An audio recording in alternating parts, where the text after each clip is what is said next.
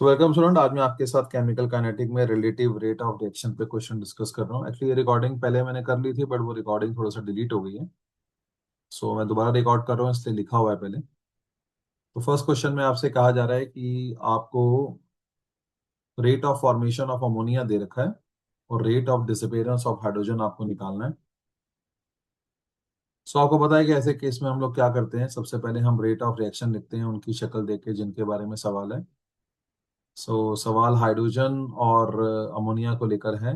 Rate of reaction हो जाएगा 1/3 minus D hydrogen by d T, और अमोनिया हो जाएगा 1/2 D ammonia by d T. इसको रीअरेंज कर लेते हैं। ये है rate of disappearance of hydrogen, ये है rate of formation of ammonia. Three को क्रॉस मल्टीप्लाई कर देंगे, सॉल्व करेंगे, आंसर आ जाएगा। अगला क्वेश्चन है, ये क्वेश्चन स्टोइचियोमेट्री का है। इसका वैसे इस टॉपिक से कोई सीधा संबंध नहीं है। क्वेश्चन में कहा गया है कि H2O2 फूट रहा है और उससे ऑक्सीजन बन रहा है। इक्वेशन मैंने आपको दे दी। आपको बताना है कि पानी कितना बनेगा अगर ऑक्सीजन 48 ग्राम बन रही है इन 1 मिनट। सो आपको जो क्वेश्चन में चॉइसेस दे रखी हैं उसमें मोल दे रखा है, तो पहले आप मास को मोल में चेंज करोगे। आपसे कह रखा है कि 48 ग्राम ऑक्सीजन बन रही है, जिसका मतलब 1.5 मोल ऑक्सीजन बन रही है।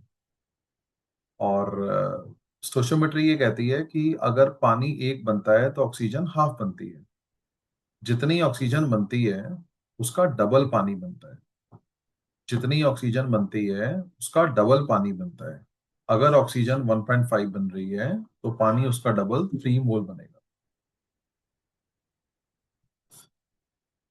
ये क्वेश्चन भी डायरेक्ट है। ए और बी दोनों रिएक्टेंट हैं, और सबसे पहले रेट ऑफ रिएक्शन लिखेंगे ए की शक्ल देख के 1/3 minus d a by d t, फिर बी की शक्ल देख के 1/2 d b by d t, and then rearrange कर लेंगे और आंसर आ जाएगा। इस क्वेश्चन में आपसे बोला हुआ है कि NO2 की जो कंसंट्रेशन है वो बढ़ रही है 5.2 10⁻³ molar in 100 second. Find the rate of reaction. तो सबसे पहले आप रेट ऑफ रिएक्शन का एक्सप्रेशन लिखोगे उसकी शक्ल देख के जिसके बारे में सवाल है, और यहाँ पे जो सवाल है वो NO2 के बारे में है। NO2 में चेंज ऑफ कंसंट्रेशन और चेंज ऑफ टाइम दोनों आपको दे रखे हैं। रेट ऑफ रिएक्शन हो जाएगा 1/4, क्योंकि स्टोइचियोमेट्री इसकी 4 है, 1/4 delta NO2 by delta T. Values put करेंगे, सॉल्व करेंगे, आंसर आ जाएगा।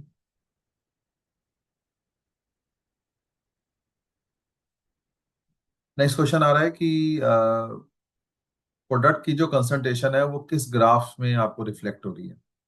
देखो, इसमें आपको जो ग्राफ दे रखा है इसमें पहला ज्ञान तो सिंपल ही है कि प्रोडक्ट की मात्रा समय के साथ बढ़ती है। जिसका मतलब हो गया कि आपका जो एक्स है, जो आपका एक्स ऑप्शन है वो हो नहीं सकता, और डब्ल्यू ऑप्शन भी आपका नहीं हो सकता, क्योंकि एक्स में तो कंसंट्रेशन डिक्रीज दिखाया हुआ है। प्रोडक्ट की मात्रा समय के साथ बढ़ती है। डब्ल्यू में पहले बढ़ गई फिर घट गई दिखाया हुआ है, ये हो नहीं सकता। प्रोडक्ट तो बढ़ता ही जाता है, घटता तो कभी भी नहीं है।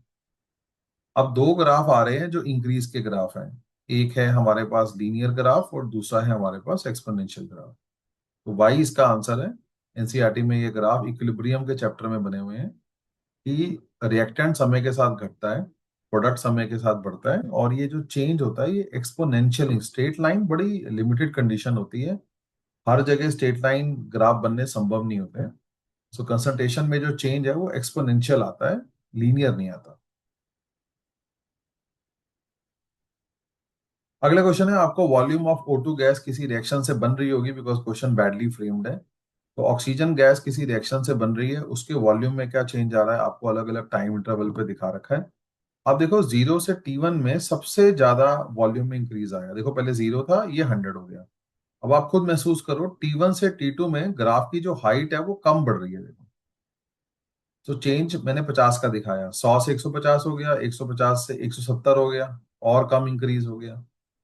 170 से 175 हो गया, और कम इंक्रीज हो गया। सो जितना आप आगे बढ़ते जा रहे हो, चेंज ऑफ कंसंट्रेशन कम होती जा रही है, चेंज ऑफ वॉल्यूम कम होता जा रहा है। सो इसीलिए रेट जो है वो घटता जाएगा। तो सबसे जो रिएक्शन की स्पीड मैक्सिमम थी वो T1 पॉइंट पे थी। 0 से T1 वो सबसे तेज भागा है।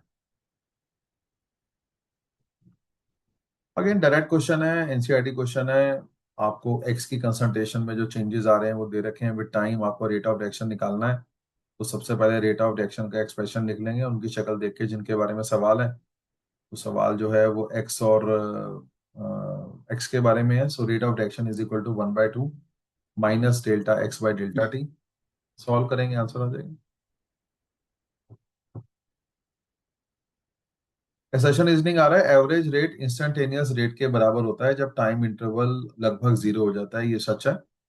एवरेज रेट का इस्तेमाल तब करते हैं जब टाइम इंटरवल ज्यादा हो, इंस्टेंटेनियस रेट का इस्तेमाल तब करते हैं जब टाइम इंटरवल कम हो। सो इसलिए अगर टाइम इंटरवल कम है तो we use the word instantaneous rate. Rate of action की यूनिट होती है मोल्स पर लीटर पर सेकंड। चेक करते हैं, रेट होता है something is changing with time, change of concentration over change in time, ऊपर कंसंट्रेशन नीचे टाइम, इसके हिसाब से चलेंगे तो ये भी सही है। लेकिन इन दोनों का आपस में कोई संबंध नहीं है। इंस्टेंटेनियस रेट एवरेज रेट के बराबर होता है नहीं होता है, उसका रेट की यूनिट से कोई संबंध नहीं है, वो एक अलग चीज है, ये एक अलग चीज है। सो असर्शन सही है, रीजन सही है, बट एक्सप्लेनेशन इंटरलिंक नहीं है। सो बी आंसर है। सो इतने क्वेश्चंस आप गो थ्रू करो, वो डाउट आएगा तो आप पूछना।